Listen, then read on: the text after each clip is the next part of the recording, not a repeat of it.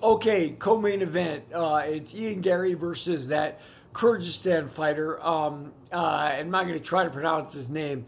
They're both very, very long for sure. I've seen them both fight a few times. The thing about Ian Gary that he does slightly differently, he's got great knees. He's very long and he fights Muay Thai very well.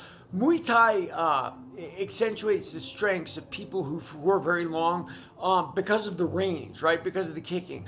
The small difference that Ian Gary does to make himself an elite fighter is he also circles like a boxer while using that Muay Thai length in striking. And it seems very pedestrian, very basic, but let me tell you something. Basic things in MMA make a huge difference because there's so many styles blending. There's usually deficits somewhere.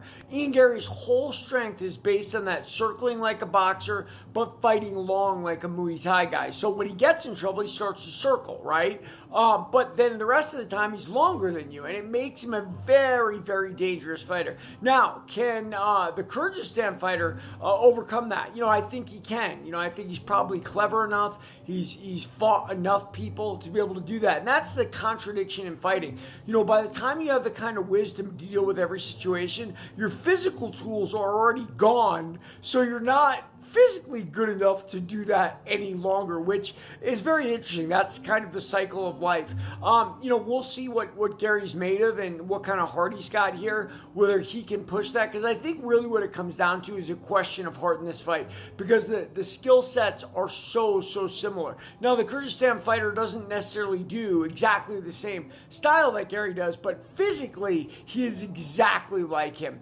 I think it's going to be a thrilling fight, man. I'm actually glad that Belal had to drop out, because this is actually stylistically, for me, a more fun matchup. Everybody, read my book, Warrior of the Light.